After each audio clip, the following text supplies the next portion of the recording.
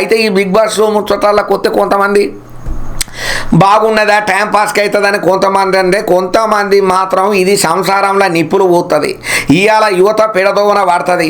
అర్ధనగ్న ప్రదర్శనలు చేసుకుంటా బూతులు తిట్టుకుంటా ఎందుకు ఏడుత్తల్లో దినాల కాడ పోయి ఏడిచినట్టుగా ఎందుకు పొద్దత్తనామని చిన్నంతరదానికి పెద్దంతరదానికి ఎందుకు ఏడుతున్నారు, ఎందుకు పెడబుప్పలు పెడుతున్నారు.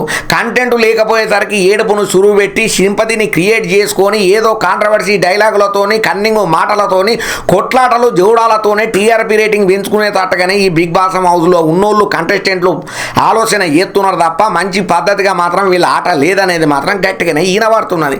అసలు ఇంకొక కొంతమంది ఏమంటున్నారంటే, అసలు ఈ బిగ్ బాస్ అనే బాంబే బ్రీడోనికి మన తెలుగు సాంప్రదాయాలు సంస్కృతులు ఏం తెలుసు, కుక్కకు బిస్కెట్లు వేసినట్టు మనకు పైసలు వడదొబ్బి మన ఒళ్ళతోని వాడు ఒక పాచిక ఆడుతున్నాడు. మానసికంగా మనని డబ్బులతోని కొని వాడు ఎంటర్టైన్మెంట్ అక్కడ బొంబాయిలో చేస్తాడు.